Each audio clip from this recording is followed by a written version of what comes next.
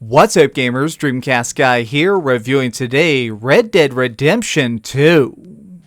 Before we begin, I just want to say real quick that this is by far the hardest video I've ever written, but not because this game is bad. Instead, it's the fact that this project is such a masterpiece that it's a little bit difficult to focus on certain aspects of it. You see, what makes Red Dead Redemption 2 so fun and so interesting is the fact that it's built out of thousands of tiny pieces, hundreds of side quests, cool things to collect, and characters that are so conflicted that just trying to pull out one and talk about it individually is a little bit rough, but I'm gonna do my best. Something that this game reminds me of over and over again is that old quote by the singer-songwriter John Lennon, who once famously said, "Life is what happens while you're busy making other plans." This is a painful truth, but something that's very stark in the contrast of this game. Many of us, when we're growing up, we have goals as children. We think that we could grow up to become an astronaut or a firefighter or perhaps a great warrior, but that's not usually the way things turn out. And you can tell that, in a way, that's what many of these characters also thought of themselves. Long ago, they probably dreamed of being huge, great figures, and instead now they're pretty much just awful demons. We're playing as Arthur, somebody who's inside a gang of some truly devilish people. This is Dutch and his gang, and honestly, they're people that are downright awful. The things they do, just to try and survive, are pretty freaking extreme. But at the end of the day, in a certain light, you almost think of them as heroes, and that's so messed up to say, but these guys, despite the fact that they just do so much murder, maiming, and maligning of everybody they cross paths with, they think of it as just a way of trying to exist. Throughout this game, you're given a lot of choices on how you want to try and help lead this troop of marauders, but along the way, you're also sort of figuring out how evil you want to be. Our character is sort of like the moral center, and there's a moral system in this game, but it's not always super accurate. And what I mean by that is that not everything you do that's evil is actually going to cost you moral points, and I think they did this on purpose for a very genius effect, which is that sometimes you do something that is so messed up, so devious, that you feel guilty, but the game doesn't punish you because they know that you should just feel bad on your own. Like, just as a random example, at one point I was just going through the woods, and it was the middle of the night. I just tried to do a giant heist and failed horribly, so I was a little bit upset. Well, this guy comes running out from behind a tree and just starts begging me for help, just pleading me for some sort of directions back to town, and I was so frustrated that for some reason I shot him, and I actually feel awful even admitting that. I actually drug his body up into the woods, tossed it off a hill, and stole everything that was in his pockets and just left. This is something that objectively is downright terrible, but the game itself didn't really punish me for it. I was able to just go along on my way. And since this made me feel guilty in real life, it led to me trying to do more nice things later on, like just petting my horse or trying to spare somebody when they didn't need to die when I was trying to rob a train or something. And I like that. There's this really brilliant mix to this game which tries to make it where the world feels alive. It feels like every choice you're making has consequences beyond just having a bounty on you. All of this is so well constructed to evoke this deep sense of meaning in every single activity you do. But let's talk about the gameplay because that's what's really important here. So in this, it's of course just a third-person shooter. You can play it first person, but I didn't particularly care for it. Also, I hope you like riding horses because there is a lot of that in this game. You don't really even unlock fast traveling until about 25 hours into the story, but that doesn't really feel bad. Instead, it just goes further to try and make it where you feel like you're playing a part in these lands. Cruising along on your horse and just seeing all the stuff in the countryside or getting into random trouble is part of the appeal instead of a detriment. If you want, there's also also a way to just put it on auto travel, so you can just basically go along an exact trail until you get to your destination. When you get into trouble though, this is where things really heat up. If you want, you can be pretty sneaky and try and take people out one by punching them, shooting them with your bow, or even using throwing knives. But when stuff gets truly chaotic, it's all about coming out guns blazing. In the Wild West, there used to be a phrase that we still see in history books, which is that a hero doesn't mind shooting first, which really in this circumstance feels very, very pertinent. A lot of times I would blast people in the back of the head or throw a stick of dynamite over a hill and try and blow up a bunch of people before they could react, all in an effort to make sure I was not getting hit.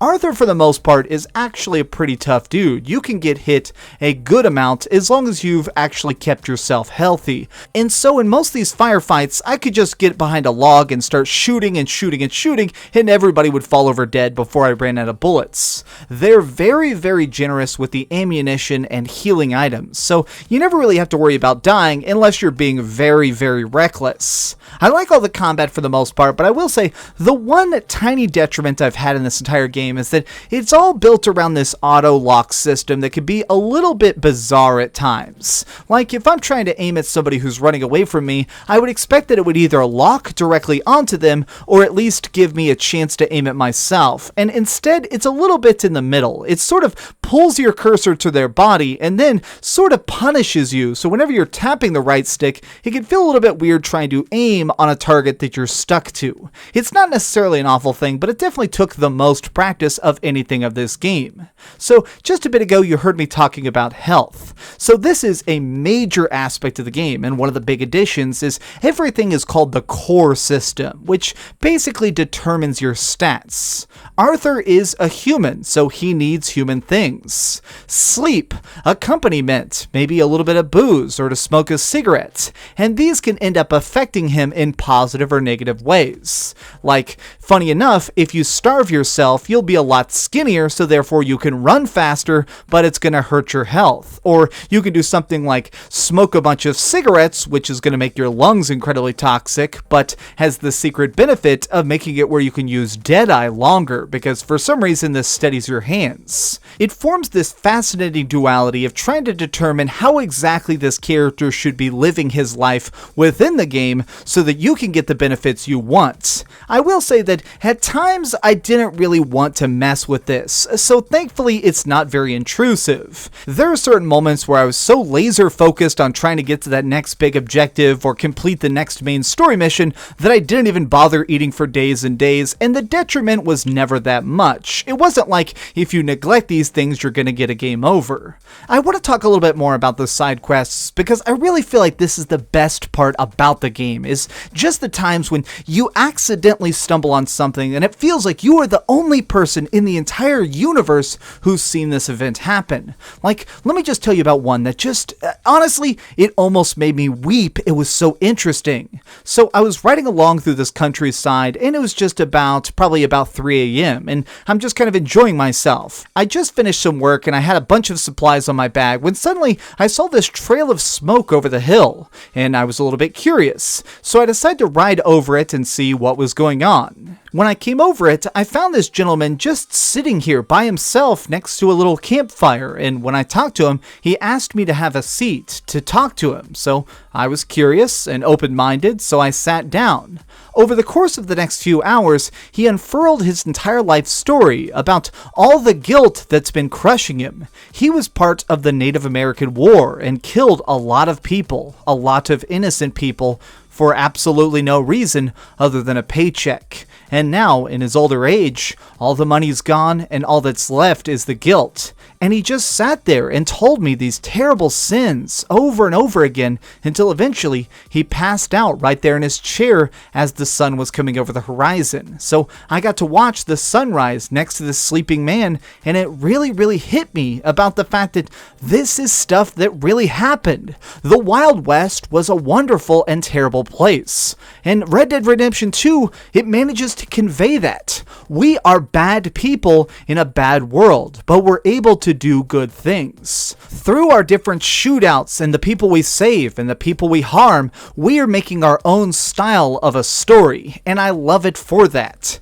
Especially because so many of these random activities end up rewarding you in different ways. You can actually help people out and get extra pieces of your gun for actually doing special upgrades, or you may get stuck trying to chase down bandits doing a bounty and you end up in a valley that you can't escape and you're getting hunted by a legendary beast, and by killing it you end up getting a pelt worth hundreds of dollars. Times like this are so spectacular and they're constant. There isn't really any downtime in this entire game. You're constantly trying to plan that next big job or go to that next big objective, and at no point did I ever feel bored or let down by any single piece of it.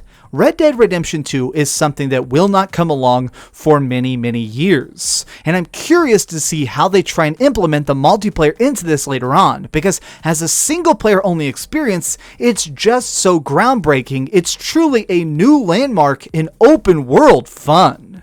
Okay, so we've heard a ton of good and a tiny bit of bad, but let's go over the ratings board and put a big number on it. I am giving Red Dead Redemption 2 a 10 out of 10. It's so insane that 2018 isn't over yet, and I do truly believe that we may have the game of the year right here. This is easily one of the best things I've ever gotten to play in my entire life. Thank you so much for watching this video, because honestly, this was all heart, this was all love. You guys rock. Thank you for watching. If you enjoyed this video, please give it a like, share with your friends, and subscribe if you haven't already. But do me the biggest favor of all and keep dreaming. Oh, hey. I was just playing a little bit of Grand Theft Auto on my Darth Vader PSP. Are you curious what I'm going to come out with next? Well, if you click this button, you'll be subscribed to be the first to know. Also, if you click over here and here, you can see my latest review and my latest top 10. I promise, it was super good. Or it was really bad, and I'm sure you can just make fun of me in the comments. Either way, it'll be a lot of fun. Thanks so much for watching.